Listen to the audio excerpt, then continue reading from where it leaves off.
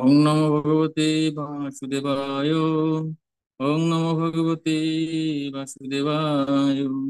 ওং নমো ভগবতে বাসুদেবায়। হরে কৃষ্ণ।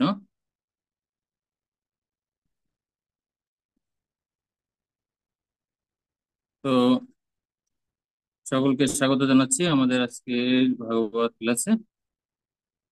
তো আমরা কিন্তু আস্তে আস্তে করে আমাদের এখন একটা গুরুত্বপূর্ণ অধ্যায় আছি, অষ্টম অধ্যায়, তাই না? আর এই অধ্যায়ের নাম হচ্ছে কুন্তী দেবীর প্রার্থনা এবং পরীক্ষিতের প্রেরণ রক্ষা। হুম, খুবই গুরুত্বপূর্ণ অধ্যায়। ঠিক আছে, আমরা গত ক্লাসে দেখেছিলাম যে দ্রৌণপুত্র দণ্ডিত কিভাবে তিনি বাঁচার জন্য কি করছিলেন, ব্রহ্মাস্ত্র নিক্ষেপ করেছিলেন, এবং পরবর্তীতে অর্জুন তাকে বন্দি করেছিলেন। এবং বিশেষ করে গত ক্লাসের টপিকসটা ছিল হচ্ছে মানে উম, অশ্বত্থামাকে দণ্ড দেওয়া হবে কি হবে না, বা কিভাবে দণ্ড দেওয়া হবে, তাই না? সেক্ষেত্রে আমরা দেখেছিলাম ভীম এক যুক্তি দেখেছিল, তারপর ভগবান শ্রীকৃষ্ণের একটা যুক্তি ছিল, দ্রৌপদী যুক্তি ছিল, তারপরে হচ্ছে যুষ্টি মহারাজ, নকুল, সহদেব, সকলের যুক্তি ছিল, তাই না? বিশেষ বিশেষ প্রত্যেকের একটি একটি আলাদা আলাদা যুক্তি ছিল। এবং ভগবান শ্রীকৃষ্ণ অর্জুনকে পর দায়িত্ব দেন, ঠিক আছে, যে আসলে তোমাকে আর কি সকলকে সন্তুষ্ট করতে হবে, ওইভাবে তুমি সিদ্ধান্ত নেবে, ঠিক আছে। এজন্য আসলে আহ বিশেষ করে প্রত্যেকের কিন্তু মতামত দেওয়ার অধিকার আছে, তাই না? তো সেটাই এখানে আসলে গুরুত্বপূর্ণ বিষয় ছিল। এবং কিভাবে অর্জুন সকলকে সন্তুষ্ট করেছিল আমরা দেখছি। তো সেই ঈশ্বরই হচ্ছে আজকের আলোচনা করব, সেই অশ্বত্থামা মানে বিষয়ে বাকি অংশটা আজকে আমরা আলোচনা করার চেষ্টা করবো। জয় শিল গৌপাদ কি। তো এখানে এই অধ্যায় কুন্তী দেবীর প্রার্থনা এবং মহারাজ পরীক্ষিতের প্রাণ রক্ষা, ঠিক আছে। এখানে কয়েকটি মানে মোটামুটি চারটি সেকশন আছে, তো আজকে আমরা প্রথম দুইটি সেকশনে আলোচনা করবো, 1 থেকে 4 পর্যন্ত। কৃষ্ণ পাণ্ডবদের সান্ত্বনা দিলেন। হুম, তো এবং 5 থেকে 17 পর্যন্ত ভগবান শ্রীকৃষ্ণ মাতৃগর্ভে মহারাজ পরীক্ষিতকে রক্ষা করলেন। কিভাবে রক্ষা করলেন, ঠিক আছে, সে সম্পর্কে আলোচনা করা হয়েছে। তারপরে 18 থেকে 44 পর্যন্ত হচ্ছে এখানে সব থেকে গুরুত্বপূর্ণ যেটি হচ্ছে কুন্তী দেবী প্রার্থনা, ঠিক আছে, ভগবানের প্রতি। এবং 45 থেকে 52 যে যুধিষ্ঠির মহারাজ ভগবান শ্রীকৃষ্ণকে অনুরোধ করেন, ঠিক আছে, যাতে না তিনি না আগমন করেন। তো এগুলো আরো বিস্তারিত আমরা ক্লাসে আলোচনা করবো। তারপরে কুন্তী মহারানীর যে রয়েছে আহ প্রার্থনার বিষয়গুলো এখানে রয়েছে, ঠিক আছে। তো আহ মানে একটা স্লাইডের মধ্যে সমগ্র প্রার্থনা রয়েছে। তো আমরা এগুলো যখন ইসে আলোচনা করবো তখন এগুলো আমরা আরো বেশি জানতে পারবো। হুম। তো প্রথম যে অংশটা রয়েছে আজকে, যে 1 থেকে 4 নম্বর শ্লোক, পাণ্ডবদের সান্ত্বনা দান করেন, ঠিক আছে, ভগবান শ্রীকৃষ্ণ এবং ঋষিরা সেটি প্রদান করেছিলেন, ঠিক আছে? তো আমরা সেটি আলোচনা করার চেষ্টা করছি। প্রথম শ্লোকটা আমরা পড়বো, হ্যাঁ, সকলে। সুত উবাচ অথ তে সম্পর্তেতানাং ছানম উদকম ইচ্ছতাম দাতুম স্বকৃষ্ণয়া গঙ্গায়াম পুরস্কৃত যজুস্ত্রিয়। ঠিক আছে, অনুবাদটি করবেন কেউ একজন? হরে কৃষ্ণ। সুত গোস্বামী বললেন, তারপর পরলোকগত আত্মীয় স্বজনদের উদ্দেশ্যে জল অর্পণ করার মানসে পাণ্ডবেরা দ্রৌপদী সহ গঙ্গার তীরে গমন করলেন। মহিলারা অগ্রভাগে যাচ্ছিলেন। হুম। তো সুত গোস্বামী আহ পূর্ববর্তী অধ্যায়ের আসলে সামঞ্জস্যতা রক্ষা করে বলছেন, ঠিক আছে। যখন অশ্বত্থামাকে কি করা হয়েছে, ছেড়ে দেওয়া হয়েছে তার মস্তক মুন্ডন করে, ঠিক আছে। তারপরে কাজটা কি থাকে, যেহেতু সমস্ত মৃত আত্মীয় স্বজনরা যুদ্ধ সবেমাত্র শেষ হয়েছে, ঠিক আছে। তো যে সমস্ত মৃত আত্মীয় স্বজন ছিল তাদের কি সৎকার করা হয়েছে, ঠিক আছে। এবং যে সমস্ত আত্মীয় স্বজন ছিল সকলে কি করছে, যে আমরা জানি যে যখন কোনো ব্যক্তি মারা যায় তখন তার আত্মীয় স্বজনরা যখন সৎকার করা হয়, সৎকার করার পরে, ঠিক আছে, কি করে স্নান করে। স্নান করার পরে বিশেষ করে এই শ্রাদ্ধ ক্রিয়াগুলো গঙ্গার তীরে বা কোনো পবিত্র নদীর তীরেই করাই শ্রেয়। কিন্তু সব জায়গায় তো এত ওইরকম পবিত্র নদী থাকে না। এজন্য যেখানে আসলে গঙ্গায় তর্পণ করা হয় না বা অস্থি বিসর্জন করা হয় না, সেক্ষেত্রে পরবর্তীতে গঙ্গা বা পবিত্র নদীতে বা গয়াতে পিণ্ডদান করা হয়। ঠিক আছে, এগুলো করলে ভালো। ঠিক আছে। তো যেহেতু তারা কি করছিল, গঙ্গা তীরে গমন করে সকলে মিলে তখন সে সমস্ত আত্মীয় স্বজনদের উদ্দেশ্যে তখন তর্পণ ক্রিয়া সম্পন্ন করেন। ঠিক আছে। তো আহ শিল প্রভুপাদ এখানে বলছেন তাৎপর্য প্রথমে যে যখন পরিবারের কারোর মৃত্যু হয় তখন গঙ্গা বা অন্য কোনো পবিত্র নদীতে স্নান করার প্রথা হিন্দু সমাজে আজও রয়েছে। ঠিক আছে। কলপগত আত্মার উদ্দেশ্যে পরিবারের প্রতিটি সদস্য এক ঘটি গঙ্গা জল অর্পণ করে এবং স্ত্রী লোকদের পূর্বভাগে রেখে তারা সারিবদ্ধভাবে দমন করে। তাই এখানে বলছেন দাতুম স কৃষ্ণ গঙ্গায়াম পুরস্কৃত যজু স্ত্রীও। ঠিক আছে। তো এখানে বলছে যে মহিলাদেরকে করতে হয়। ঠিক আছে। সাধারণত যেখানে সৎকার হয় সেখানে মহিলারা যান না, কিন্তু যখন তর্পণ ক্রিয়া হয় তখন সেখানে মহিলারা যান এবং তাদেরকে আহ অগ্রভাগে রেখে, সামনে রেখে গমন করতে হয়। তো 2 নম্বর শ্লোকে অনুবাদটি পড়বেন। হরে কৃষ্ণ। হরে কৃষ্ণ। যাদের জন্য বিলাপ করে তারা যথেষ্ট পরিমাণে গঙ্গা জল অর্পণ করলেন এবং গঙ্গায় স্নান করলেন, কেননা সেই জল পরমেশ্বরের পাদপদ্মের ধূলিকণা মিশ্রিত হয়ে পবিত্রতা লাভ করেছে। হুম। তো আসলে আহ, কেন হচ্ছে আহ, এই গঙ্গা জল নিবেদন করা হয়? কারণ সেই গঙ্গা জলে পরমেশ্বর ভগবান বিষ্ণুর, ঠিক আছে, যে আহ, জন্ম মৃত্যু যাকে বলা হয়, ঠিক আছে, তার পদ্ম যেহেতু এই জলে স্পর্শ করেছে, তাই সেই জল যখন আত্মার উদ্দেশ্যে নিবেদন করা হয় তখন সেই আত্মার জন্য সে কল্যাণ সাধন করে। ঠিক আছে। 3 নম্বর শ্লোকে অনুবাদটি করবেন। হরে কৃষ্ণ। সেখানে কৌরব নৃপতি মহারাজ যুধিষ্ঠির, তার অনুজ ভ্রাতৃবর্গ এবং ধৃতরাষ্ট্র, গান্ধারী, কুন্তী ও দ্রৌপদী সহ শোকাভিভূত হয়ে বসেছিলেন। ভগবান শ্রীকৃষ্ণও সেখানে ছিলেন। উম, তো এই 3 নম্বর শ্লোকে এখানে বলা হচ্ছে তত্র আশীনাম কুরুপতি ধৃতরাষ্ট্রম সহানুজম। তো এখানে এই প্রথম লাইনে যে কুরুপতি শব্দটি বলা হচ্ছে, ঠিক আছে, তো কুরুপতিকে, কুরুপতি হচ্ছে যুধিষ্ঠির মহারাজ। ঠিক আছে। তো আহ, আমরা জানি যে ভগবদ গীতার প্রথম শ্লোকে তাৎপর্য ছিল প্রভুপাদ বলছেন যে এখানে আমরা ধৃতরাষ্ট্রের মনোভাব জানতে পারি যে মামকা পাণ্ডবার সেই, আমার দল। ঠিক আছে, মানে কৌরব বংশ থেকে ধৃতরাষ্ট্র পাণ্ডবদেরকে এক প্রকার বের করে দিয়েছে। ঠিক আছে, কিন্তু ভাগ্যের কি নির্মম পরিহাস যে যতই আসলে দেখা যাচ্ছে যে পাণ্ডব পক্ষকে অত্যাচার করা হোক না ওই কারণে না, আজকে দেখা যাচ্ছে যে যেহেতু আহ, কৌরব বংশের বা বিশেষ করে ধৃতরাষ্ট্রের কোনো সন্তান আর কি ছিল না, জীবিত ছিল না। তো কৌরব বংশের তো আসলে পঞ্চ পাণ্ডবও তো হচ্ছে কৌরব বংশেরই সন্তান, তাই না? তাই তাকে এখানে বলা হচ্ছে কি কুরুপতি। তো ভগবান শ্রীকৃষ্ণ সেখানে ছিলেন। ঠিক আছে। এবং তিনি সকলকে সান্ত্বনা প্রদান করছেন। ঠিক আছে।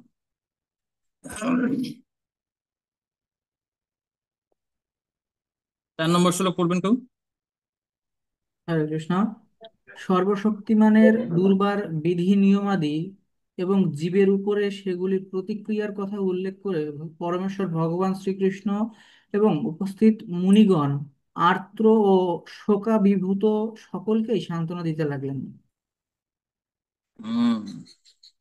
তো এই শ্লোকে বলা হচ্ছে যে পরমেশ্বর ভগবান দেখা যাচ্ছে যে যখন কোনো ইসে মানে এরকম মানে শোকের পরিবেশ যেখানে আত্মীয় স্বজন মারা গেছে, ঠিক আছে, সেখানে গিয়ে উপস্থিত হলে কি করতে হয়? অবশ্যই সেই শোক সন্তপ্ত ব্যক্তিদেরকে কিছু সান্ত্বনা প্রদান করা উচিত, ঠিক আছে। তাই সেখানে আসলে যখন হয়তো একজন ব্যক্তি মারা যায়, তখন হয়তো একজন বা দুজন ব্যক্তির পক্ষে সম্ভব একটু সান্ত্বনা বা শোনানো, কিন্তু সেখানে মারা গেছে কতজন? সেখানে মারা গেছে 64 কোটি লোক, তাদের আত্মীয় স্বজন। তো ভগবান শ্রীকৃষ্ণের পক্ষে একার পক্ষে সম্ভব, কিন্তু মানে সব মানে সবাইকে কিন্তু শান্ত করা সম্ভব না। তা ভগবান কি করছেন? ভগবান সেখানে উপস্থিত সমস্ত মুনি ঋষিদেরকে নিয়ে, ঠিক আছে, সেই সমস্ত আর্ত এবং শোকাভিভূত সকলকে সান্ত্বনা দিতে লাগলো, ঠিক আছে। তো এটা অত্যন্ত আহ আহ, গুরুত্বপূর্ণ এবং আমাদের প্রত্যেকের ভক্ত হিসেবে কিন্তু জানা উচিত, ঠিক আছে, যে এই ধরনের পরিবেশে কি কথা বলা উচিত এবং কিছু না কিছু তাদেরকে সান্ত্বনামূলক কথা বলতে হয়। তো এই শ্লোকে এখানে বলছেন যে বুদ্ধেষু কালস্য গতিম দর্শয়ান প্রতিক্রিয়াম, ঠিক আছে। তো এখানে তিনটি বিষয় রয়েছে, যে কালস্য মানে পরমেশ্বর ভগবানের যে কাল শক্তি, ঠিক আছে? তো আমরা তাদেরকে বলতে পারি যে আসলে কালের প্রভাবে আসলে প্রত্যেকে কি হয়, প্রত্যেকেই তার নির্দিষ্ট কাল পর্যন্ত জীবন ধারণের পর, ঠিক আছে, প্রত্যেকে চলে যায়। এমন তো না শুধু হচ্ছে আমি মারা গেছি বা হচ্ছে আমি মারা যাবো বা হচ্ছে আমার আত্মীয় মারা গেছে, এমন কোনো ব্যক্তি আছে যে মরে না। তো এখানে বলছে যে কালস্য, ঠিক আছে, তারপর হচ্ছে কালস্য গতিম এবং লাস্টে হচ্ছে প্রতিক্রিয়াম ন প্রতিক্রিয়াম। এমন কি কেউ আছে যে এই মৃত্যু থেকে আছে দূরে আছে? না, কেউ দূরে নাই, ঠিক আছে। তাই প্রত্যেকে আসলে এই জন্য আমাদের এই সমস্ত প্রার্থনা থেকে এবং বিশেষ করে ভগবত গীতার 2য় অধ্যায়ের আত্মার স্বরূপ, ঠিক আছে, এগুলো আমাদেরকে জেনে যখন এই ধরনের পরিস্থিতি হয়, ঠিক আছে, যখন এই সান্ত্বনা প্রদান করতে হয়, তো ভগবান শ্রীকৃষ্ণ নিজে এবং সমস্ত মুনি ঋষিরা কি করছেন? তাদেরকে সান্ত্বনা প্রদান করছে। তো আমরা এখন প্রথমে 1 থেকে 4 পর্যন্ত দেখলাম কিভাবে যে ভগবান শ্রীকৃষ্ণ এবং উপস্থিত মুনি ঋষিরা আহ তাদেরকে সান্ত্বনা প্রদান করছিলেন সে সমস্ত শোক সন্তপ্ত আত্মীয় স্বজনদেরকে। আর এখন 5 থেকে 17 পর্যন্ত আমাদের বাকি যে অংশ আজকের ক্লাসের সেগুলো আলোচনা করার চেষ্টা করব। ভগবান শ্রীকৃষ্ণ পরীক্ষিতকে মাতৃ গর্ভে রক্ষা করেন, কিভাবে রক্ষা করেন, ঠিক আছে, সে সম্পর্কে আমরা আলোচনা করার চেষ্টা করব। তো 5 নম্বর শ্লোকের অনুবাদটি করবেন। হরে হরে কৃষ্ণ। কৃষ্ণ গুরু। হরে কৃষ্ণ। শুনুন। তো হরে কৃষ্ণ। ধৃত ধৃত দুর্যোধন এবং তার দলবল অজাতশত্রু মহারাজকে যুধিষ্ঠিরের রাজা কপটতা পূর্বক অপহরণ করেছিলেন। পরমেশ্বরের কৃপায় তার পুনরুদ্ধার কার্য সম্পূর্ণ হয়েছিল এবং দুর্যোধনের সাথে যে সমস্ত সৎ রাজারা যোগ দিয়েছিলেন তাদেরও পরমেশ্বর পরমেশ্বর বধ করেছিলেন। রানী দ্রৌপদী পেশাকর্ণ করার ফলে যাদের আয়ু ক্ষয় হয়েছিল তাদেরও মৃত্যু হয়েছিল। হরে কৃষ্ণ। হরে কৃষ্ণ। তো এই শ্লোকে এখানে যে যে সমস্ত আত্মীয় স্বজনদের উদ্দেশ্যে মানে শোক করা হচ্ছে, ঠিক আছে, তাদের জন্য কেন শোক করা হচ্ছে? কারণ তারা প্রত্যেকে মারা গেছে। তো কেন মারা গেছে তারা, ঠিক আছে, তো মারা যাওয়ার কারণ কি? আসলে প্রত্যেকটি ঘটনার পিছনে কিন্তু একটি গুরুত্বপূর্ণ, ঠিক আছে, এবং দৃশ্যমান কারণ থাকে, ঠিক আছে। আর কিছু কিছু কারণ থাকে অদৃশ্য কারণ। তেমন হয়তো কোনো যোদ্ধা, ঠিক আছে, আর একজন যোদ্ধার দ্বারা হচ্ছে মারা গেল, সেক্ষেত্রে তাৎক্ষণিক কারণ কি? ইমিডিয়েট কজ বলা হয়। আর একটা হচ্ছে ডিরেক্ট কজ, আর একটা হচ্ছে ইনডিরেক্ট কজ, ঠিক আছে। প্রত্যক্ষ কারণ কি? যে হয়তো অর্জুন কাউকে হত্যা করছে, কিন্তু কেন তিনি হচ্ছে মারা গেছেন? কারণ এই যে দ্রৌপদী যখন বস্ত্রহরণ করা হয়, তখন সেই সমস্ত রাজারা যারা দেখেছেন, ঠিক আছে, প্রত্যেকেরই কিন্তু মৃত্যু।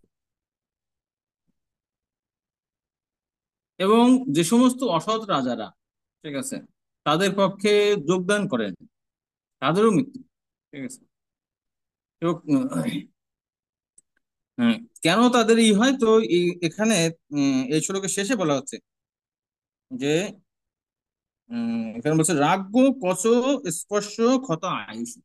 ঠিক আছে, রাজ্ঞ মানে হচ্ছে দ্রৌপদী রানী। ঠিক আছে, রাজ্ঞ কচ স্পর্শ, কচ মানে কি এখানে চুল।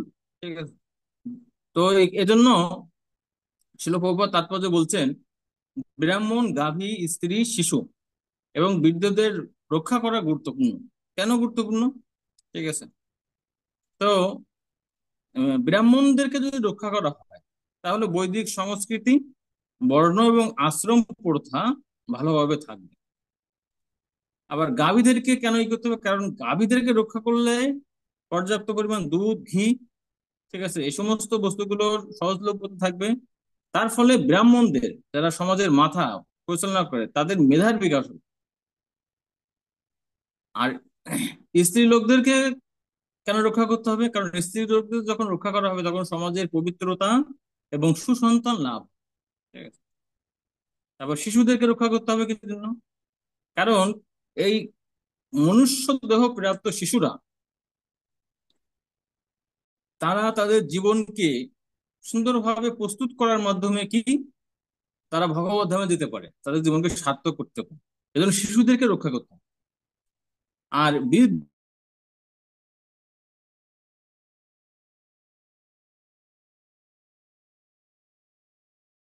কারণ শেষ জীবনে হয়তো সে সারা জীবন বিভিন্ন কাজে ব্যস্ত আছে, ভগবানের সেবা করার জন্য তার যথেষ্ট সময় নাই। তাই মৃত্যুর জন্য তিনি বা মৃত্যুর পরবর্তী জীবনের জন্য প্রস্তুতি গ্রহণ করতে পারেন। তার মানে এই যে পাঁচটি বিষয় শিল প্রভুপাদ বলেছেন, এই পাঁচটি বিষয়ের উদ্দেশ্য কি? যে এই পাঁচটি বিষয়কে রক্ষা করলে একটি সমাজে খুব সুন্দরভাবে আধ্যাত্মিক ভাবে এগিয়ে যায়। ঠিক আছে, তো শিল প্রভুপাদ বলছেন যে বর্তমান সময়ে কিন্তু কি এই ধরনের কোনো বিধিবিধান নাই বা রক্ষা করার প্রচেষ্টা দেখা যায় না। ফলে সারা বিশ্বে যে যুদ্ধ, বিগ্রহ বা বিভিন্ন সংঘাতের কারণ কি? এই পাঁচটিকে রক্ষা করার না কারণ। তো ষষ্ঠ নম্বর শ্লোকের অনুবাদটি পড়বেন। হরে কৃষ্ণ। পরমেশ্বর ভগবান শ্রীকৃষ্ণ মহারাজ যুধিষ্ঠিরের তত্ত্বাবধানে তিনটি সুসম্পন্ন অশ্বমেধ যজ্ঞ অনুষ্ঠানের উদ্যোগ করিয়েছিলেন এবং তার মাধ্যমেই শত শত যজ্ঞ অনুষ্ঠানকারী ইন্দ্রের মতো যুধিষ্ঠির মহারাজের ধর্মখ্যাতি সব দিকে মহিমান্বিত করে তুলতে প্রণোদিত করেছিলেন। হুম, এখানে বলা হচ্ছে যে যাজ ইত্যা অশ্বমেধম তম ত্রিভির উত্তম কল্পকই। তো পরমেশ্বর ভগবান কি করেছিলেন? তার এই যুধিষ্ঠির মহারাজের দ্বারা তিনটি অশ্বমেধ যজ্ঞ সম্পন্ন করেছিলেন। ঠিক আছে, তারপরে তদস্য পাবনম দীক্ষু শত মন্যের ইব ততন্য। ঠিক আছে, কিন্তু সেই তিনটি অশ্বমেধ যজ্ঞ, ঠিক আছে, কিসের সমান হয়েছিল? সেটি হচ্ছে ইন্দ্রদেব। তো ইন্দ্রদেব কয়টি অশ্বমেধ যজ্ঞ করেছিল? ইন্দ্রদেবের আর এক নাম হচ্ছে শতক্রতু। তো ক্রতু শব্দের অর্থ হচ্ছে যজ্ঞ। তো একই যজ্ঞ ইন্দ্রদেব সাধন করেছিলেন 100টি। তো এখানে সুত গোস্বামী বলছেন 100 ভার্সেস 3 ইকুয়াল টু মানে সেম। ঠিক আছে, তার মানে 100 যা 100 তাই 3। তো এটা কিভাবে সম্ভব? তো এটি সম্ভব হচ্ছে কিসের জন্য? যেহেতু ভগবান শ্রীকৃষ্ণের উপস্থিতিতে এই যজ্ঞ সম্পন্ন হয়েছেন, তাই অনেক সময় বলা হয় যে ও ভক্তরা কিছু করে না, বা ভক্তরা দেখা যাচ্ছে জাগতিক মানুষের সমান বা বেশি কিছু করে না, অল্প কিছু করে। কিন্তু তাদের যশ, মহিমা এবং কার্যকারিতা, অনেকে হয়তো অনেক কিছু করে, তার থেকে অনেক কিছু। ঠিক আছে, তাই ভগবানের ভক্ত হলে কি যে অল্পর মাধ্যমে আসলে অনেক বেশি পূর্ণতা লাভ করা যায়। তো এখানে যেটা দেখা যাচ্ছে যে ইন্দ্রদেব হয়তো 100টি যজ্ঞ করে যে সম্মান খ্যাতি লাভ করেছেন, তার সমান বা তার বেশি কে লাভ করছে মাত্র তিনটি যজ্ঞের মাধ্যমে। ঠিক আছে, আর এটি হচ্ছে তারপরে বলছেন যে ভগবানের ভক্ত বৎসলতা। ঠিক আছে,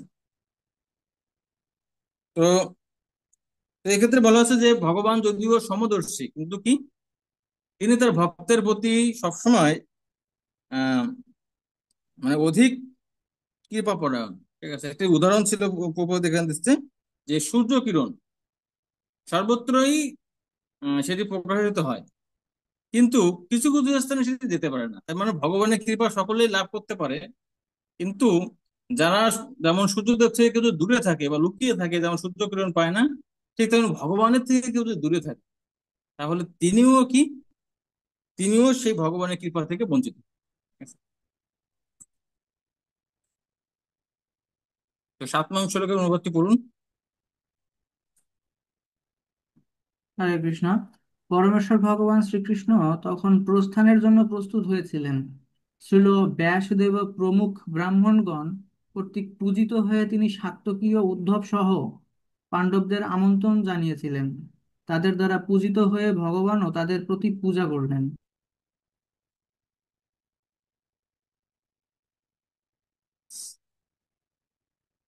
আচ্ছা, তো এখানে উম আচ্ছা, কি ব্যাপার 7 নম্বর শ্লোকটা সিলেক্ট এখানে তো দেখায় না নাকি? তো এখানে যে পরমেশ্বর ভগবান শ্রীকৃষ্ণ, ঠিক আছে, তিনি প্রস্থানের জন্য প্রস্তুত হচ্ছেন। আর তখন কি, যে যে সমস্ত মহান ঋষিরা ছিল, ঠিক আছে, যেমন দ্বৈপায়ন আদিভি বিপ্রই, ঠিক আছে, ব্যাসদেব আদি যে সমস্ত মূল ঋষিরা ছিল, তারা প্রত্যেকে ছিল ব্রাহ্মণ, কেউ কেউ ছিল সন্ন্যাসী। তো ভগবান শ্রীকৃষ্ণ ছিলেন গৃহস্থ এবং ক্ষত্রিয়। তো সাধারণত কিন্তু ব্রাহ্মণেরা কি করেন না, যে ক্ষত্রিয়কে কিন্তু বা তার থেকে যিনি নিচের বর্ণের রয়েছে তাকে কিন্তু প্রমাণ কি প্রণাম নিবেদন করেন না। ঠিক আছে, এটা হচ্ছে সমাজের ব্যবস্থা। কিন্তু সেই সমস্ত মুনি ঋষিরা জানতেন, যদিও শ্রীকৃষ্ণ বাহ্যিকভাবে ক্ষত্রিয় গৃহস্থ, কিন্তু তিনি পরমেশ্বর ভগবান। ঠিক আছে, তাই তারা তাকে আহ পূজা করেছিলেন। তো ভগবান শ্রীকৃষ্ণের কি আবার আলাদাভাবে কি তাদের পূজা করার দরকার ছিল? ভগবান কিন্তু সকলেই হচ্ছে পূজা করতে পারে, কিন্তু ছিল প্রবাদ বলছেন, তিনি সমাজ ব্যবস্থার এই ধারা বা শিক্ষাকে রক্ষা করার জন্য তিনিও তাদের পূজা করেছিলেন। তো আমরা এই পরবর্তী সেকশনে 8 থেকে 10 পর্যন্ত, মানে 5 থেকে 17-এর মধ্যে সাব সেকশন 8 থেকে 10, এই 3টি শ্লোকে এখানে উত্তরা তিনি ভগবানের কাছে সাহায্যের জন্য ক্রন্দন করছেন। ঠিক আছে, কেন করছেন সে সম্পর্কে আমরা আলোচনা করব। তো 8 নং শ্লোকের অনুবাদটি পড়বেন। তো হরে কৃষ্ণ। পড়ুন মাতাজি। যে মুহূর্তে রথে আরোহণ করে ব্রহ্মদত্ত হয়েছেন, সেই সময় তিনি দেখলেন যে উত্তরা ভয়ে বেকুলা হয়ে তার দিকে দ্রুত বেগে আসছেন। হরে কৃষ্ণ। হরে কৃষ্ণ। তো তাৎপর্য ছিল, প্রভুপাদ বলছেন যে ভগবানের ভক্ত কি সর্বতোভাবে ভগবানের উপরে নির্ভরশীল। আমরা যখন কোনো বিপদে পড়ি তখন কি করি? আমরা তখন আমাদের যে আশেপাশে যে সমস্ত আহ ব্যক্তি বা বস্তুকে বেশি বিশ্বাস করি তার কাছে গমন করি। কিন্তু ভক্ত যখন কোনো বিপদে পড়ে, তিনি সাথে সাথে তিনি ভগবানের শরণাগত। তো 9 নম্বর শ্লোক এখানে সুন্দর একটি প্রার্থনা আছে উত্তরার। উত্তর বাচ পাহি পাহি মহাযোগী দেব দেব জগৎপতে নান্যম তৎ অভয়ম পশ্যে যত মৃত্যু পরস্পরম। তো ঠিক আছে, অনুবাদটি করবেন। হরে কৃষ্ণ। উত্তরা বললেন, হে দেবতাদের দেবতা, হে জগদীশ্বর, হে মহাযোগী, আমাকে রক্ষা করুন। কারণ দ্বন্দ্বভাব সমন্বিত এই জগতে আপনি ছাড়া আর কেউ আমাকে মৃত্যুর করাল গ্লাস থেকে রক্ষা করতে পারবেন না। তো সুন্দর একটি শ্লোক এখানে উত্তর হচ্ছে প্রার্থনা করছেন, বলছে পাহি পাহি। ঠিক আছে, তো পাহি পাহি শব্দের অর্থ কি? পাহি শব্দের অর্থ হে। ঠিক আছে, তো সরি, পাহি পাহি শব্দের অর্থ কি? রক্ষা করুন, রক্ষা করুন। ঠিক আছে, পাহি পাহি। ঠিক আছে, তো এখানে বলছেন যে এখানে যে দুইটি শব্দ রয়েছে, তো এই আহ, আমরা জানি যে যখন দ্বিরুক্তি হয় কারণটা কি, কেউ হয়তো বেশি উত্তেজিত, আনন্দিত, রোমাঞ্চিত, তখন এরকম হচ্ছে দ্বিরুক্তি শব্দ আসে। তো উত্তরা হচ্ছে ভয় পেয়েছে, ভয় পেয়ে তিনি বলছে রক্ষা করুন, রক্ষা করুন, পাহি পাহি। ঠিক আছে, মহাযোগী দেব দেব জগৎপতি। ঠিক আছে। তো ভগবান শ্রীকৃষ্ণ বলতে পারেন, ঠিক আছে তুমি আমার কাছে কেন রক্ষা করতেছো? তোমার যে শ্বশুরেরা আছে, 5 জন শ্বশুর, অত্যন্ত শক্তিশালী পঞ্চপাণ্ডব, তাদের কাছে যাও। ঠিক আছে। তো বলছে যে না না না, নাহম তৎ অভয়ম পশ্যে, কেউ আমাকে অভয় দান করতে পারবে না। ঠিক আছে। তো আহ কিসের থেকে অভয় দান করতে পারবে না? যত্র মৃত্যু পরস্পরম। ঠিক আছে, মানে একজনের মৃত্যু আরেকজনের উপর কিন্তু নির্ভর করে। ঠিক আছে। তাই এখানে বলছে এই সংসারে যে মৃত্যুর করাগ্রাসে কেউ আমাকে রক্ষা করতে পারবে না। তাই কিন্তু একজন পারবে। কে পারবে? যে দেব দেব জগৎপতি, যে যিনি জগদীশ্বর, মহাযোগী, ঠিক আছে, দেবতাদের দেবতা, তিনি রক্ষা করতে পারবেন। ঠিক আছে?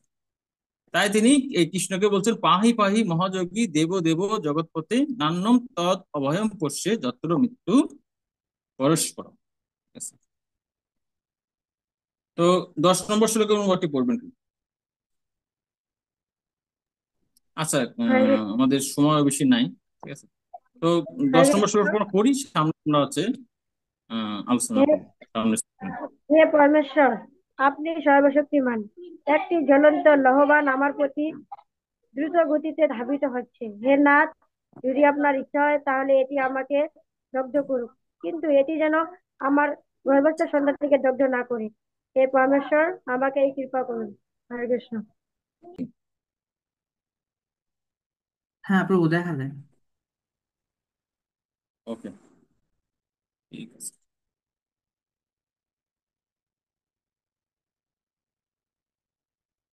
তো এখানে প্রশ্ন হতে পারে যে উত্তরা কেন ভগবানের কাছে প্রার্থনা করছে? ঠিক আছে। তো সাধারণত কি, যখন কোনো ব্যক্তি বা মহিলার হচ্ছে স্বামী মারা যায়, তো এখন বর্তমান সময়ের ক্ষেত্রে কি যে সতীদাহ প্রথা নিয়ে কিছু ইস্যু আছে, সমাজের বিকৃত কিছু প্রথা ছিল। তো যখন এরকম শাস্ত্র গ্রন্থে এই ধরনের বিষয়গুলো আসে, তখন অন্যরা অনেক বা যাদের যথার্থ জ্ঞান নেই তারা একটু ভুল ভাবে নেয়। তো সাধারণত কোনো সতী বা কোনো বিধবা কি করেন, তার স্বামী মারা গেলে তখন তিনি স্বেচ্ছায় কি করেন, তার স্বামীর প্রতি যদি তার যদি যথেষ্ট পরিমাণে মানে আনুগত্য থাকে, তাহলে তিনি তার পতির বিরহ সহ্য করতে না পেরে সহমরণে যান। তো পরমেশ্বর ভগবান শ্রীকৃষ্ণ যদি বলেন যে তোমার উচিত ছিল তোমার পতিদেব আচ্ছা ওইগুলো যখন মারা গেছে তখন তার সাথে সহমরণে যাওয়া, তুমি সেটিও যাওনি, আবার এখন এসে কি বলছো যে আমাকে রক্ষা করো। ঠিক আছে। তাহলে তুমি আসলে কি দেহের প্রতি কি আসক্ত, বা তুমি কি বাঁচতে চাও, নাকি নাকি তোমার কোনো আসলে আছে নতুন করে বিবাহ করার পর তোমার কোনো কি বলে আহ প্যারামোর, ঠিক আছে, প্রেমিক আছে, ঠিক আছে, যে তুমি আরো বাঁচতে চাচ্ছ, বা প্রতিদেব নাই। তাই এখানে বলছেন যে কামম দহতু মাম নাথ। ঠিক আছে, আমি নিজে আসলে বাঁচতে চাই। ঠিক আছে, যে অভি দ্রবতী মাম ঈশ্বর সরস তপ্ত আয়স বিভো, আমার প্রতি যে উত্তপ্ত লৌহ বান আসছে, কামম দহতু, সেটি আমাকে ই করুক, মাম, আমাকে দহন করুক, কোনো সমস্যা নেই। ঠিক আছে, মাম নথ মাম এ গর্ভ, কিন্তু আমার গর্ভের যে পাণ্ডব বংশের বংশধর রয়েছে, নিপাতোত্তম, ঠিক আছে, তাকে যেন আসলে বিনাশ না করে। ঠিক আছে, তার মানে আমি আমার জন্য প্রার্থনা করছি না। ঠিক আছে, আমি কার জন্য প্রার্থনা করছি? আমার গর্ভের সন্তানের জন্য। তো 11 থেকে 14 পর্যন্ত, ঠিক আছে, এখানে ভগবান যে যে ভয়টি পেয়ে উত্তরা ভগবান শ্রীকৃষ্ণের কাছে নিকটে দৌড়ে এসে প্রার্থনা করছেন, ঠিক আছে, সেটা হচ্ছে ব্রহ্মাস্ত্র। ঠিক আছে, কিন্তু আহ উত্তরা তো আর ই ছিল না, সমর বিশারদ ছিল না, বা অস্ত্র বিশারদ ছিলেন না। তাই তাকে কিন্তু আসলে বোঝা সম্ভব না। তাই কিন্তু তিনি সহজেই বলছেন যে যে যে লৌহ পান আসছে, বুঝতে পারছেন না, কিন্তু ভগবান শ্রীকৃষ্ণ কিন্তু বুঝতে পারছেন। তো এই শ্লোকের অনুবাদটি পড়বেন। হরে কৃষ্ণ। শ্লোক সুত 11। গোস্বামী বললেন, তার কথা ধৈর্য সহকারে শ্রবণ করে ভক্তবৎসল পরমেশ্বর ভগবান তৎক্ষণাৎ বুঝতে পারলেন যে দ্রোণাচার্যের পুত্র অশ্বত্থামা পাণ্ডব বংশের শেষ বংশধরটিকে বিনষ্ট করার জন্য ব্রহ্মাস্ত্র নিক্ষেপ করেছেন। হম এখানে বলছে যে সুত গোস্বামী এখানে বলছেন, সুত উবাচ, ঠিক আছে, যে পরমেশ্বর ভগবান কি ধৈর্য সহকারে তার কথা আহ, শ্রবণ করে, এবং পরমেশ্বর ভগবান তিনি বুঝতে পারছেন, ঠিক আছে, যে উত্তপ্ত লৌহদণ্ড আসলে উত্তরার পিছনে পিছনে আসছে, সেটি কোনো সাধারণ কিছু না, সেটি ছিল আহ অশ্বত্থামা কর্তৃক পাণ্ডব বংশের শেষ বংশধর কে বিনষ্ট করার জন্য। তো কেন এই পাণ্ডব বংশকে নির্বংশ করতে চেয়েছেন, ঠিক আছে, তার কারণটি কি? তার কারণটি হচ্ছে যে যেহেতু অশ্বত্থামাকে অপমান করা হয়েছে, ঠিক আছে, তাই এই ধরনের যে আসরিক ব্যক্তিদেরকে আসলে ক্ষমা করেও লাভ নেই। আপনি তাদেরকে ক্ষমা করছেন, ভাবছেন যে সে শুধরে যাবে, কিন্তু না, সে ধরনের ব্যক্তি কিন্তু শুধরানোর নয়। তাই ভগবান শ্রীকৃষ্ণ তিনি বুঝতে পারছেন। তো 12 নম্বর শ্লোকের অনুবাদটি করবেন।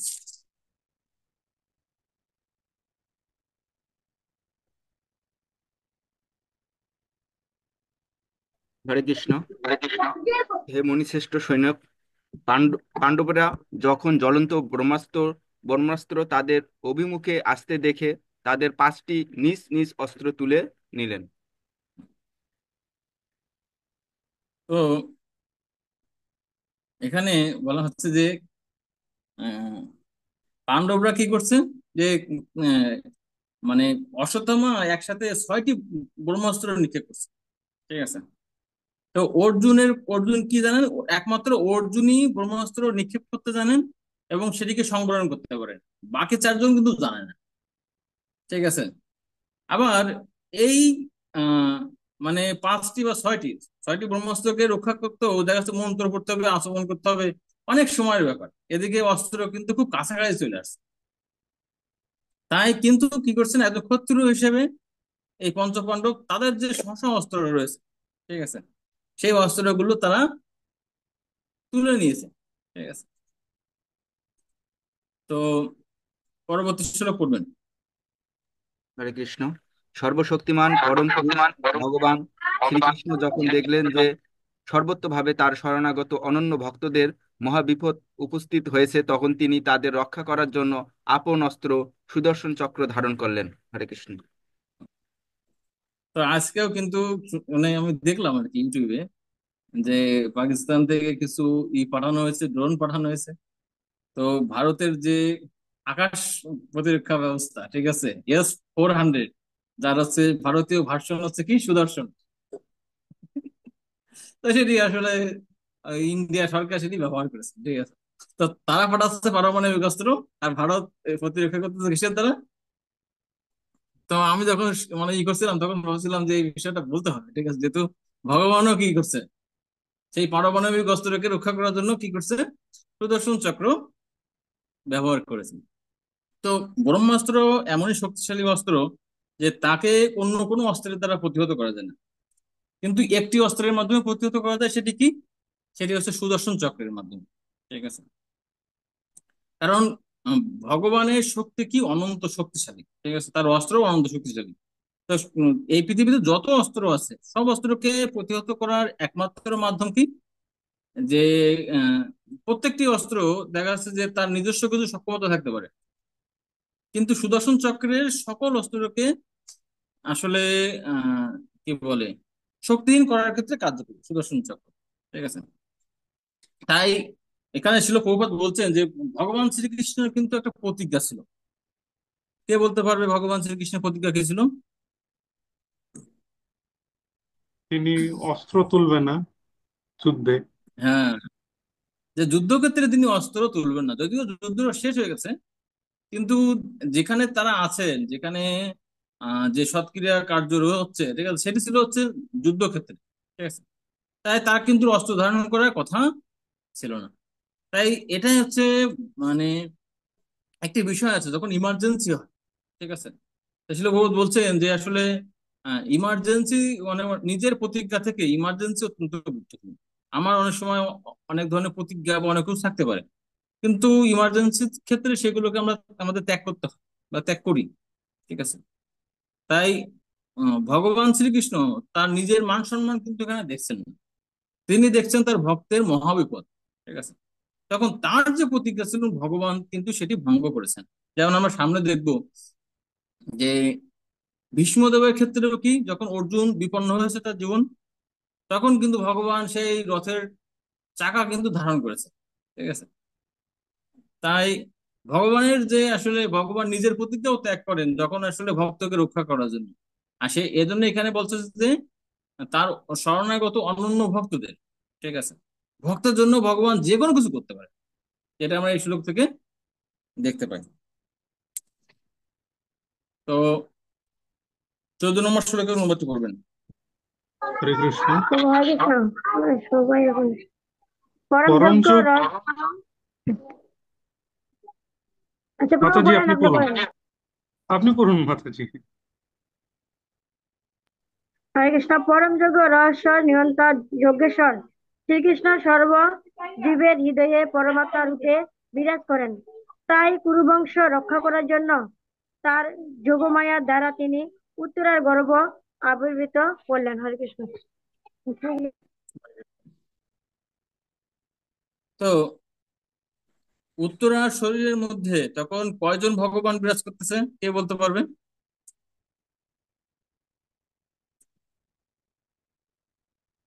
দুইজন না প্রভু, একটা পরমাত্মা রূপে দুইজন? আর একটা। আচ্ছা, না, দুইজন না, তিনজন ভগবান রয়েছে, ঠিক আছে। একটা হচ্ছে উত্তরার হৃদয়ে ভগবান আছে পরমাত্মা রূপে। আবার পরীক্ষিত মহারাজ ছিলেন, পরীক্ষিত মহারাজের হৃদয়েও রয়েছে। আবার তারপরেও কি ভগবান শ্রীকৃষ্ণ তিনি চক্র নিয়ে আছে উত্তরার গর্ভে প্রবেশ করছে। তাহলে কয়জন হলো? তিনজন না? তো আসলে যে চক্র নিয়ে গদা নিয়ে ভগবান শ্রীকৃষ্ণকে কেন কেন সেখানে আছে তাকে হচ্ছে উম, গমন করতে হলো? সেখানে তো অলরেডি শঙ্খ চক্র গদা পদ্ম, ঠিক আছে, চারটি অস্ত্র নিয়ে দাঁড়িয়ে আছে কে? ভগবান দাঁড়িয়ে আছে। তো তিনি তো রক্ষা করতে পারতেন। তো ভগবান তার গর্ভে যাওয়ার কারণ আচার্যরা বলছেন, যেহেতু পরীক্ষিত মহারাজ ভগবানের একজন মহান ভক্ত, তাই তাকে রক্ষা করার জন্য বা তার সাথে সাক্ষাৎ করার জন্য, পরমাত্মা তো পারতেন, ঠিক আছে। তো তার সাথে সাক্ষাৎ করার জন্য বা তাকে দর্শন দান করার জন্য ভগবান শ্রীকৃষ্ণ তখন উত্তরার গর্ভে গমন করেছিলেন, ঠিক আছে। এখানে বলছে যে তিনি কিভাবে গমন করলেন, ঠিক আছে। এখানে বলছে আহ, যে যোগমায়ার দ্বারা, ঠিক আছে, তিনি উত্তরার গর্ভকে আবৃত করেছেন, ঠিক আছে। তাই ভগবান যে আসলে উত্তরার গর্ভে উম, প্রবেশ করছেন, ঠিক আছে। তো সেটি কিসের দ্বারা সম্ভব? সেটি হচ্ছে যোগমায়ার দ্বারা। তার ফলে উত্তরারাও কিন্তু সেটি বুঝতে পারেনি যে ভগবান তার গর্ভে প্রবেশ করছেন, বা অন্য কেউ সেটি উপলব্ধি করতে পারেন। 15 নম্বর শ্লোকের অনুবাদটি পড়বেন। কৃষ্ণ। হে সৌনক, যদিও অশ্বত্থামা কর্তৃক নিক্ষিপ্ত ব্রহ্মাস্ত্র ছিল অব্যর্থ এবং অনিবার্য, তথাপি শ্রী বিষ্ণুর তেজের দ্বারা প্রতিরোধ হওয়াতে তা সম্পূর্ণরূপে নিষ্ক্রিয় এবং ব্যর্থ হলো। হুম। এই শ্লোকে এখানে বলা হচ্ছে, ঠিক আছে, যে যদ্য অপস্ত্রম ব্রহ্মশির তম মোঘম, ঠিক আছে, তম মোঘম চ অপ্রতিক্রিয়ম। তো অমোঘম এবং অপ্রতিক্রিয়ম মানে ব্রহ্মাস্ত্রকে কি কখনোই কোনোভাবেই ব্যর্থ বা তাকে আহ, মানে বিনাশ করা যায় না, প্রতিহত করা যায় না, ঠিক আছে। কিন্তু কিসের দ্বারা এই ব্রহ্মাস্ত্রকে করা হয়েছে? যে ভগবানের তেজের দ্বারা, ঠিক আছে, বা শ্রীকৃষ্ণের তেজ, ঠিক আছে, এর দ্বারাই এই ব্রহ্মাস্ত্র ব্যর্থ হয়েছে।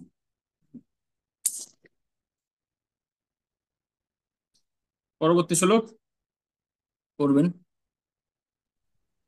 কৃষ্ণ, হে ব্রাহ্মণগণ, যে আশ্চর্যময় ও অচ্যুত পরমেশ্বর ভগবান তার মায়া শক্তি দ্বারা এই জড় জগতের সৃষ্টি করেন, পালন করেন এবং ধ্বংস করেন, এবং যিনি প্রাকৃত জন্ম রহিত, তার পক্ষে এই ব্রহ্মত্ব সুষমন কার্য বিশেষ বিস্ময়কর বলে মনে করবেন না। আহ, তো সেখানে যে সমস্ত মানে যেখানে ভাগবত কথা বর্ণনা করা হচ্ছে নৈমিষারণ্যে, যেখানে 60,000 মুনি ঋষিরা শ্রবণ করছেন, তাই না? তো সেখানে কিন্তু অনেক ধরনের লোক ছিল। তো ভগবানের ভক্ত ভগবানের কথা 100% বিশ্বাস করে, বা যখন কোনো অদ্ভুত লীলা বা ভগবানের ঐশ্বর্য প্রকাশ করা হয়, ভগবানের ভক্তের সেদিকে হজম করা কিন্তু কোনো ব্যাপার না। কিন্তু সেখানে অনেক ধরনের ব্যক্তি ছিলেন, অনেক ক্যাটাগরির লোক ছিলেন, ঠিক আছে? তো অনেক মুনি ঋষি দেখা যাচ্ছে একটু আশ্চর্য হলেন যে ভগবান 6টি ব্রহ্মাস্ত্র তিনি কি করছে, তিনি রক্ষা করছে, থেকে আছে পাণ্ডবদেরকে রক্ষা করছে। সেটা কিভাবে সম্ভব? তাই এই শ্লোকে বলছেন যে হে ব্রাহ্মণগণ, আপনাদের আসলে আহ এইভাবে আশ্চর্যজনিত হওয়ার কোনো কারণ নাই, ঠিক আছে? কারণ পরমেশ্বর ভগবান কি, এখানে বলছেন সর্ব আশ্চর্য ময় অচ্যুত, ঠিক আছে? পরমেশ্বর ভগবানের কার্যকলাপ হচ্ছে আশ্চর্যজনক, বিস্ময়কর। এবং কারণ কি, যে ভগবান যিনি যে এই জড়জগৎ সৃষ্টি, ধ্বংস এবং পালন করেন, তো যিনি সমগ্র ব্রহ্মাণ্ডকে ধ্বংস করতে পারেন, আর তার জন্য সামান্য একটি মানে সেটি হচ্ছে ভগবানের হাতে খেলনার মতো, ঠিক আছে? সেটাকে নিয়ন্ত্রণ করা ভগবানের জন্য এ আর এমন কঠিন কাজ। তো আজকের শেষ শ্লোক, ঠিক আছে, এই 17 নম্বর শ্লোকটি পড়বেন।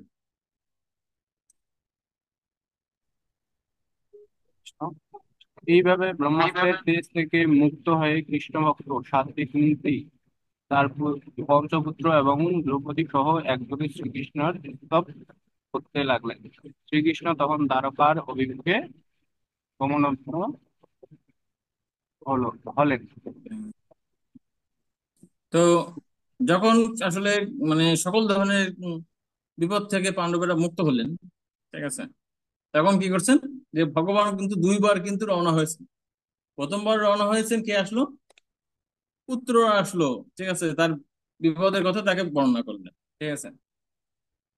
তারপরে কি, সেই বিপদ থেকে ভগবান তাদেরকে রক্ষা করলেন। তো তিনি কিন্তু আবার সকলের কাছ থেকে বিদায় নিয়ে রওনা হলেন। আর এখন এসে সে কুন্তি যিনি এই সমস্ত ঘটনাগুলো প্রত্যক্ষ করছেন, তিনি আর নিজেকে মানে ধরে রাখতে না পেরে তার হৃদয় গর্ভ যে প্রার্থনা নিবেদন করলেন, যেটা আমরা জানি কুন্তি দেবীর প্রার্থনা। আর এই প্রার্থনার উপরে কিন্তু শিল প্রভুপাদের কিন্তু একটা কিন্তু বই আছে, ঠিক আছে, কুন্তি মহারানীর প্রার্থনা। খুব সুন্দরভাবে শিল প্রভুপাদ সেখানে ব্যাখ্যা করছেন। এবং সেই ধরনের যে কি বলে ডিপ আন্ডারস্ট্যান্ডিং, ঠিক আছে, সেখানে শিল প্রভুপাদ প্রদান করছেন, ঠিক আছে। আপনাদের উচিত যে সেই যে ইটি রয়েছে, গ্রন্থটি, সেটিও অধ্যয়ন করা। উম, এই শ্লোকের তাৎপর্যগুলো বিশাল। সামনে যে শ্লোকগুলো আমরা আলোচনা করবো, ঠিক আছে, মহানের প্রার্থনা গুলো, আসলে অত ডিপলি আমরা আলোচনা করতে পারবো না, ঠিক আছে। তো আপনারা কি করবেন, আপনারা প্রত্যেকে এই এই প্রার্থনাগুলো তাৎপর্য সহ সুন্দরভাবে পড়বেন, ঠিক আছে। লঘুপদ সেখানে কি বলছেন, ঠিক আছে? আমরা সেখানে হয়তো কিছু মানে অভ্যন্তরীণ বিষয়গুলো, ঠিক আছে, বিভিন্ন আচার্যরা যে বিষয়গুলো বলছে, তার প্রত্যেকটি শ্লোকের প্রত্যেকটি কথার কারণটা কি, ঠিক আছে, সেগুলোই নির্ণয় করার চেষ্টা করি, ঠিক আছে। কিন্তু ওই অত বড় তাৎপর্য আসলে আমাদের পক্ষে ব্যাখ্যা দেওয়া সম্ভব না, কারণ একটি শ্লোকের উপরে 1 ঘন্টা চলে যাবে, ঠিক আছে। তাহলে দেখা যাচ্ছে যদি 20টা শ্লোক আছে, 30টা শ্লোক আছে, যে 30টা ক্লাস হয়ে যাবে, ঠিক আছে। এজন্য আপনারা অবশ্যই পড়ে আসবেন, ঠিক আছে, কুন্তি মহারানী যে এটা প্রার্থনাটি, ঠিক আছে। আমরা খুব সংক্ষেপে তো যতটুকুই আলোচনা না করলে নয়, ততটুকু আলোচনার মাধ্যমে এই অধ্যায়টি শেষ করব, ঠিক আছে। হরে কৃষ্ণ, জয় শ্রী প্রভুপাদ কি, উপস্থিত গৌর ভক্ত মন্ডলী কি, নিতাই গৌর জয় প্রেমানন্দে। হরি হরি বল। গুরু। হরে কৃষ্ণ। তো কারো যদি কোনো প্রশ্ন থাকে বা কোনো কিছু শেয়ার করতে চান, আপনারা করতে পারেন। হরে কৃষ্ণ। হরে কৃষ্ণ প্রভু, একটু কথা ছিল। কুন্তী দেবীর শিক্ষা বলে একটি গ্রন্থ আছে, ছোট, মোটামুটি ছোট গ্রন্থ।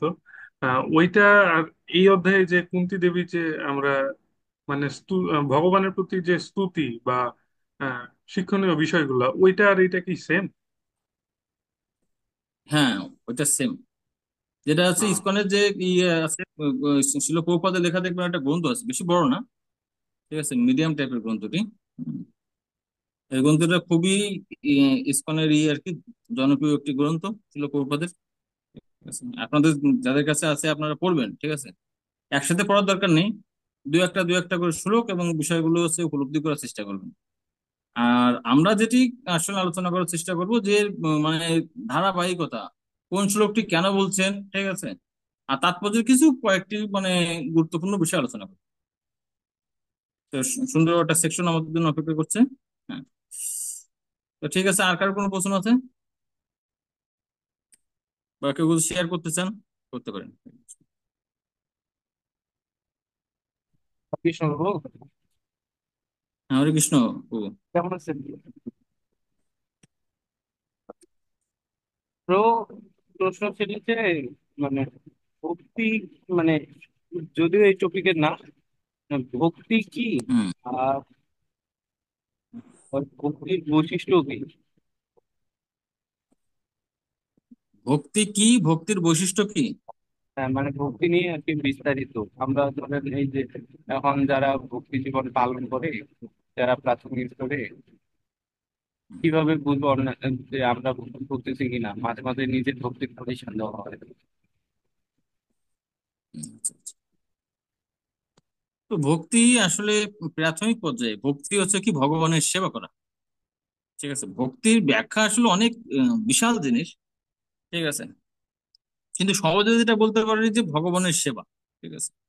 তো ভক্তি দুই ধরনের ভক্তি আছে, ঠিক আছে। একটা হচ্ছে প্রাথমিক ভাবে ভক্তির সংজ্ঞা, যেটা হচ্ছে রূপ গোস্বামী প্রদান করছেন যে ঋষিকেন ঋষিকেশ সেবানাম ভক্তির উচ্চতা। ঠিক আছে, আমাদের ইন্দ্রিয় দ্বারা, ঠিক আছে, ইন্দ্রিয় দ্বারা কি পরমেশ্বর ভগবানের সেবা করা, সে যেভাবেই আমি সেবা করি না কেন। হয়তো প্রাথমিক ভাবে আমি হয়তো 2 মালা জপ করছি, একাদশী পালন করছি, কেউ হয়তো উম আরো একটু বেশি যে আছে ভগবানের প্রসাদ পাচ্ছে, পূজা করছে। তো এর কোনো নাই, গ্রেডেশন নাই। ঠিক আছে, যে না আমি হচ্ছে একটা নির্দিষ্ট পর্যায়ে গেলে বা নির্দিষ্ট একটা ইসের মাধ্যমে মানে বাইন্ডিং এর মধ্যে ভক্তিকে কখনো আমরা বাঁধতে পারি না। ক্লিয়ার?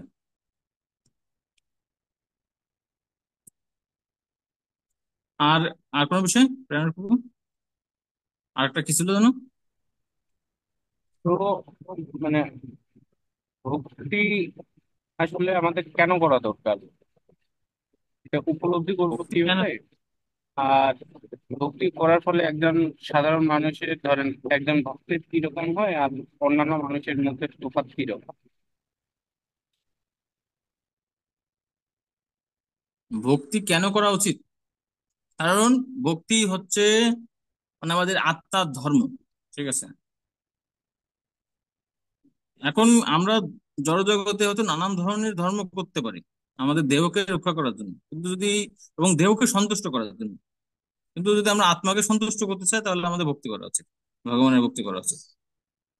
আর যদি সাধারণ মানুষ আর ভক্তদের মধ্যে এক্ষেত্রে ভক্তির ক্ষেত্রে কোনো পার্থক্য নেই, যিনি ভক্তি করছেন তিনিই তো ভক্ত। ঠিক আছে, তবে যাজনকারীর মনোভাবের উপরে এই ভক্তির যে ক্রিয়া বা ফলটা নির্ভর করে। ঠিক আছে, কেউ হয়তো দেখা যাচ্ছে যে পূর্ণরূপে ভগবানের শরণাগত, তার একটা ভক্তির লেভেল আছে।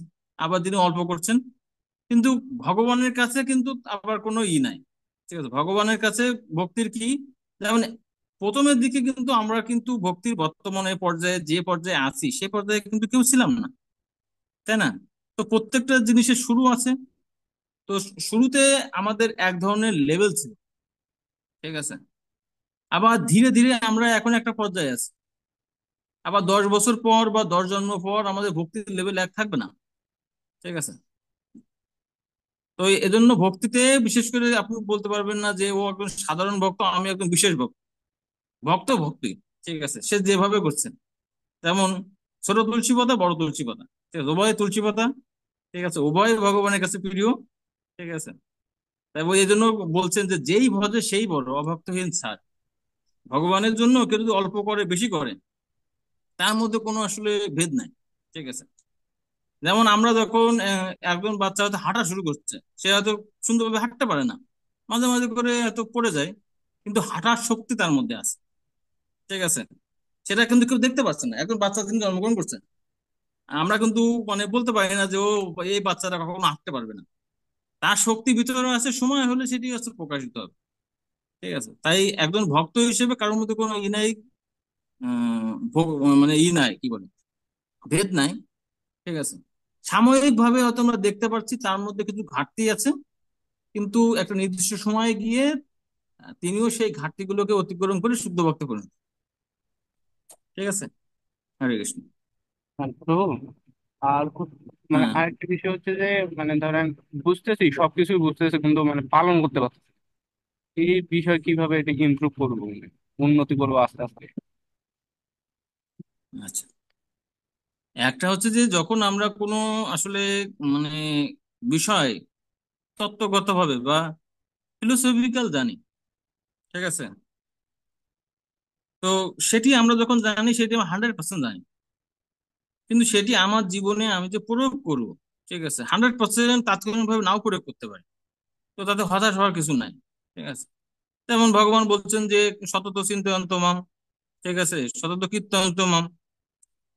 এখন আমি কি সবসময় কি ভগবানের কথা চিন্তা করতে পারি? বা দেখা যাচ্ছে যে হয়তো একদম নতুন ভক্ত, আহ, তো শিল ভগবত বলছেন কমপক্ষে 16 মালা জপ করতে হবে, তো সবাইকে 16 মালা জপ করতে পারবে? ঠিক আছে, তো যখন আমরা জানবো তখন একদম 100% আমরা জানবো, যেটা হচ্ছে ফিলোসফি যখন হচ্ছে ই করা হয়, শোনা হয়, তখন একদম 100% হচ্ছে শুনতে হবে, 100% ভাবে বলতে হবে। ঠিক আছে, কিন্তু আমি কতটুকু হচ্ছে গ্রহণ করতে পারবো সেটা হচ্ছে আমার বিষয়, এসে একটি বিষয়। ঠিক আছে, আমি জানলাম, এবং যতটুকু আমার পক্ষে এই পর্যায়ে গ্রহণযোগ্য ততটুকু আমি গ্রহণ করবো। তো ঠিক আছে, আমি 100% শুনলাম, তার থেকে আমার জন্য হচ্ছে 20% এখন হচ্ছে আমি পারি হচ্ছে গ্রহণ করতে, ঠিক আছে, 20% নিলাম। এখন সেই 20% আমি কিভাবে পালন করতেছি সেটা গুরুত্বপূর্ণ। ঠিক আছে, সেই 20% কি আমি করতে পারছি? না, কারণ আমার ভক্তির একটা লেভেল আছে। ঠিক আছে, একটা হচ্ছে দেখা যাচ্ছে যে দুইটি বিষয় থাকে, একটা হচ্ছে আমার ইচ্ছা, আর একটি হচ্ছে উম, মানে বিভিন্ন ধরনের যে আশেপাশের যে বিষয়বস্তুগুলো তার উপর নির্ভর করে। ঠিক আছে, সারাউন্ডিংস এর উপরে। তো বিভিন্ন ধরনের যে পরিস্থিতি কিন্তু আমি ই করতে পারি না, কিন্তু আমাকে আমার পরিবর্তন করতে পারি। তো ভক্তির ক্ষেত্রে কি, বা যে কোনো কিছুর ক্ষেত্রে এই আগ্রহ কিন্তু দেখা যাচ্ছে প্রথম প্রথম শ্রবণ করলাম, প্রথম প্রথম ভক্তি করতেছি খুব আগ্রহ। ঠিক আছে, আবার কিছুদিন পরে আমরা কিন্তু আগ্রহ হারিয়ে ফেলি। ঠিক আছে, তার কারণ কি, তার কারণ হচ্ছে অনর্থ। ঠিক আছে, তো যে ভক্তির যে ইটা রয়েছে, স্তর রয়েছে, যেমন হচ্ছে মাধুর্য কাদম্বনী যে গ্রন্থ রয়েছে, সেখানে আমরা জানি যে আদৌ সাধু সঙ্গ, তারপরে হচ্ছে আহ, শ্রদ্ধা, সাধু সঙ্গ, তারপরে ভজন ক্রিয়া। তা আমরা প্রত্যেকে কিন্তু একটা নির্দিষ্ট লেভেলের ভজনা করার চেষ্টা করছি। তো ভজন করতে গেলে কি হয়, কিছু অনর্থ থাকে। আমরা যে যা কিছু করতে যাই না কেন, যে কোনো কর্ম, দেখুন আপনি ই করতেছেন, আপনি ভালোভাবে বুঝতে পারছেন যে পড়াশোনা করা কর্তব্য ছাত্র হিসেবে, তবুও দেখবেন পড়াশোনা করার ক্ষেত্রে মনটা চঞ্চল হয়, ফেসবুক দেখে ই করি, ভালো লাগে না, মাথা ঘুরতেছে, মাথা ব্যথা, পেটে সমস্যা। ঠিক আছে, একটু বাইরে ঘুরে আসি, বন্ধুরা ডাকছে, কত ধরনের ই রয়েছে, কিন্তু মূল বিষয় পড়াশোনা করা। ঠিক তেমন আমাদের ভক্তি জীবনেও মূল বিষয় কি, ভক্তি করা। আর সেটি করতে গিয়ে কি আমাদের কত ধরনের হচ্ছে অনর্থ, জব করছি মন থাকে না। ঠিক আছে, আমার এখন হচ্ছে মঙ্গলারতি করা উচিত, আমি ঘুম থেকে উঠতে পারি না, ভালো লাগে না উঠতে, প্রথম প্রথম ভালো লাগতো, এখন লাগে না। তো এ ধরনের বিভিন্ন বিষয়গুলো আসে। তো শুধু ভক্তির ক্ষেত্রে না, প্রত্যেকটা ক্ষেত্রে তখন আমরা কি করি, নিজেরা কিন্তু মোটিভেশন নিই। অনেক সময় নিজেদের মোটিভেশন কাজ হয় না, তখন দেখা যাচ্ছে কিছু মোটিভেশনাল যে ইগুলো সেমিনার গুলো হয়, দেখবেন যে ছাত্রছাত্রীরা যায়, দেখবেন ভার্সিটিতে বিভিন্ন সেমিনারে, যে আমার মোটিভেশন নাই, সে কিন্তু জানে সে কত ক্লাস করছে, আবার মোটিভেশন নিতে যে আবার ই করে, তাই না, রুটিন করে। তাই এটা হচ্ছে কন্টিনিউয়াস একটা প্রজেক্ট। ঠিক আছে, এমন না যে আজকে আমি ক্লাস করলাম, আজকে জানলাম, আমার জীবনের সব অনর্থ শেষ।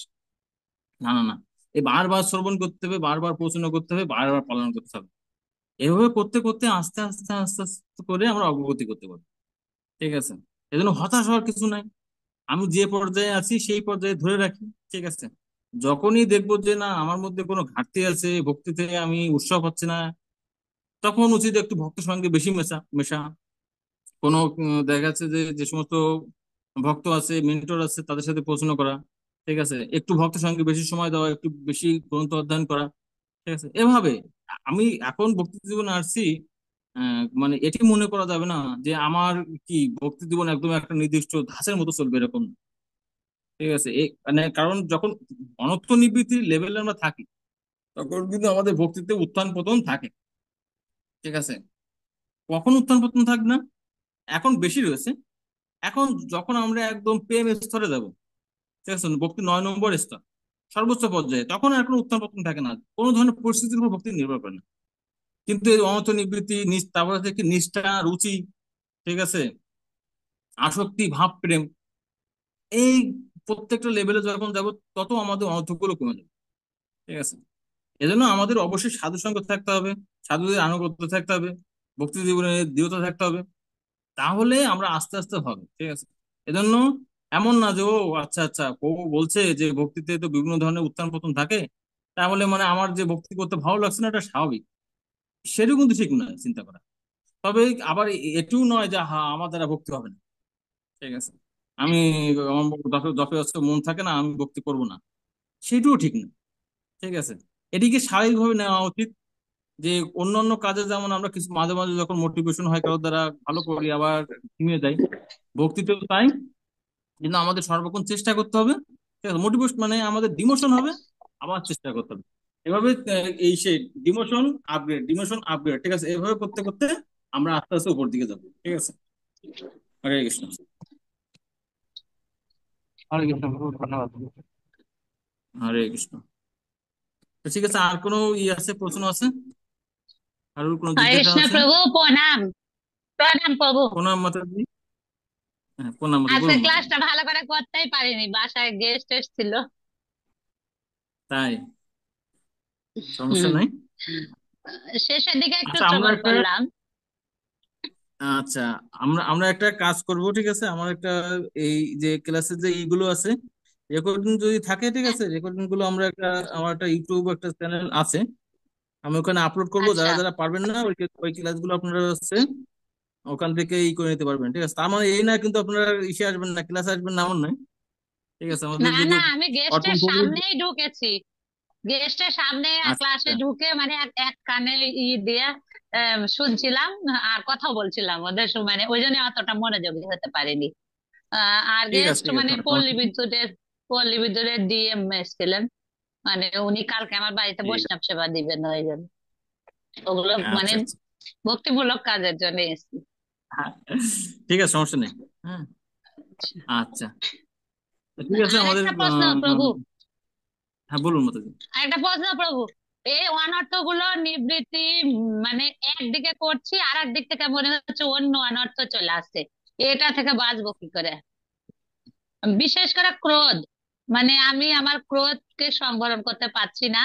হঠাৎ হঠাৎ মানে আমি চাচ্ছি যে ক্রোধ করব না, কিন্তু যে কোনো সময় ওটা চলে আসছে। মানে কখন যে আসছে তখন বুঝতে পারছি না, পরে বুঝতে পারছি যে এটা হচ্ছে না, এটা কি করব, ম্যানেজ করতে পারছি না। তো ক্রোধটা কি, সেটা কি আসলে মানে অনুকূল ক্রোধ নাকি প্রতিকূল ক্রোধ? উম মানে ওই ভক্তিমূলক সেবায় যদি কেউ মানে ব্যাঘাত সৃষ্টি করে তখনই হয়। হ্যাঁ, তাই ওই ওই ক্রোধ ভক্ত দেশি জনে একটা কথা আছে, ঠিক আছে, ধীরেন রতন দাস ঠাকুর বলেছেন।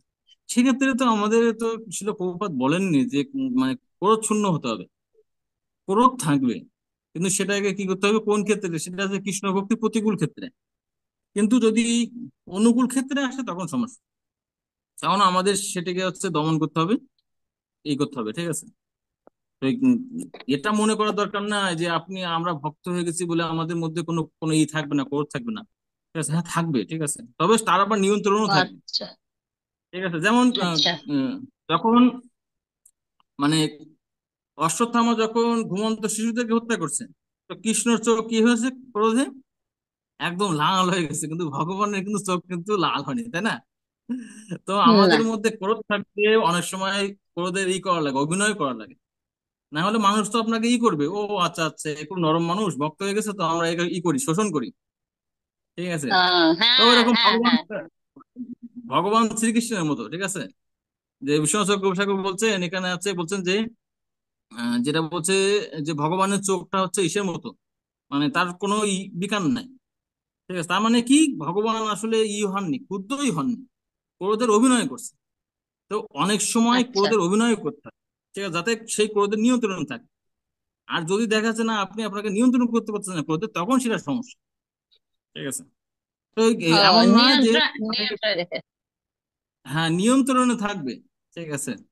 যেমন অনেক সময় বাচ্চারা হয়তো শোনে না, কথা শোনে না, বা ইসের মধ্যে, বা যে স্কুলে যে আছে আপনার ছাত্রছাত্রী আছে, তাদেরকে আপনি যদি অন্ততপক্ষে হুম ভয় হুম না দেখান, তাহলে তো তাতেই করবে। তখন তো আপনি হুম। আপনি আপনি তখন সেটাকে করতে পারবেন না, মানে আহ, বলতে পারবেন না, ও হো আমি তো ভক্ত, তাহলে আমি যাদের আছে বাচ্চারা আছে, এদেরকে কিভাবে রাগ করবো পড়াশোনার ক্ষেত্রে, সেটা নয়। ঠিক আছে। এটা আমাদের বুঝতে হবে। ঠিক আছে।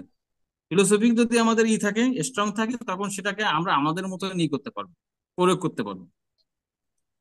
ঠিক আছে আমাদের জি। তো যারা আমার আমার কাছে যারা ক্লাস করে, ওরা কোনো ভুল করলে আমি ওদেরকে কি করতে পারবো, ক্রোধ দেখাতে পারবো? হ্যাঁ, করতে হবে না, এটা আপনার দায়িত্ব ক্রোধ দেখানো, পিতামাতা এবং যে ছাত্রছাত্রী আছে। ঠিক আছে। তবে এমন নয় যেটা বললাম যে সে আপনিও আক্রান্ত হলেন, তাদেরকেও দেখালেন ক্রোধ, তারপর আপনিও দেখাচ্ছে আপনার শরীরটা কাঁপছে। ঠিক আছে, এরকম নয়। ঠিক আছে, আপনি আক্রান্ত আচ্ছা। হওয়া যাবে না। ঠিক আছে। কিন্তু সেটা ক্রোধের অভিনয় বা ক্রোধের মতো, ভগবানের মতো যেটা। ঠিক আছে। তিনি নিজে ক্ষুব্ধ নয়। ঠিক আছে, কিন্তু দেখাচ্ছেন তার খুব আছে ক্রোধ। ঠিক আছে। হুম। আরেকটা সমস্যা, যখন বেশি তৃণাদপি হওয়ার চেষ্টা করছি তখন মানুষ আক্রমণ করছে। হুম। এজন্য অন্তত পক্ষে ওই একটা গল্প আছে না, যে নারদ মুনির একজন শিষ্য হয়, একটা সাপ সবসময় দেখা যাচ্ছে মানুষকে করে, অত্যাচার করে, বিনা কারণে হচ্ছে করে, সবল দেয়। ঠিক আছে। তো নারদ মুনি বলছে, তুমি যে বিনা কারণে এভাবে যদি দাও, সবল দাও, তা তোমার পাপ হচ্ছে তো। তো সে কি করছে, বলছে তাহলে আমি কি করবো, তা বলছে না, কাউকে দেওয়া যাবে না, সবল দেওয়া যাবে না। ঠিক আছে, বিনা কারণে মারা যাবে না। তো সে কি খুব মানে সাপটা বৈষ্ণব হয়ে গেছে, কাউকে সবল দেয় না। তো মানুষ দেখছে বাপরে কি রে, সাপ রাস্তায় শুয়ে আছে, কোনো নাই। তো তারা দু একদিন ঢিল ঢিল মারলো, দেখা যায় না, সাপ কিছু বলে না। তখন প্রতিনিয়ত তাকে অত্যাচার করে। এদিকে সাপের অবস্থা খারাপ, গুরুদেব যাচ্ছে, দেখে সাপ আর করতে পারে না, নড়তে পারে না, বলে যে, তোমার কি অবস্থা? তো গুরুদেব আপনি বলছেন কাউকে করতে, না কামড়াতে, তাই আমি কামড়াই না। তখন বলছে আচ্ছা ঠিক আছে, না কামড়াইস খুব ভালো, অন্তত ওকে ফোঁস ফোঁস কর। ঠিক আছে। তাই আমাদের মানে উম, মানে শাস্ত্রটাকে করতে হবে, শাস্ত্রকে হচ্ছে উম, হজম করে সেটিকে হচ্ছে করতে হবে, প্রয়োগ করতে হবে। ঠিক আছে। কোন লেভেলে করতে হবে। ঠিক আছে। হুম। তা ক্রোধ বা অন্যান্য যে বিষয়গুলো আছে, ঠিক আছে, সেগুলো আমাদের থাকবে, কিন্তু তার দ্বারা যেন আমরা নিয়ন্ত্রিত না হই। ঠিক আছে, তাকে নিয়ন্ত্রিত ব্যবহার করতে আচ্ছা। হবে। তাছাড়া এই জড়জগতে আমরা জীবন ধারণ করতে পারবো না। ঠিক আছে। হরে হুম। কৃষ্ণ। বুঝলাম, বুঝলাম, খুব সুন্দর বুঝেছি। ঠিক আছে। ধন্যবাদ প্রভু। অনেক ধন্যবাদ মাতাজি সহ সকলকে যারা এখানে আছেন। তো আগামী ক্লাসে আপনারা ভালো করে করে আসবেন, কুন্তি পৌরাণিক শিক্ষাটা পড়ে আসবেন। আজকে আমরা এখানে রাখছি। জয় শিল প্রভুপাদ কি উপস্থিত।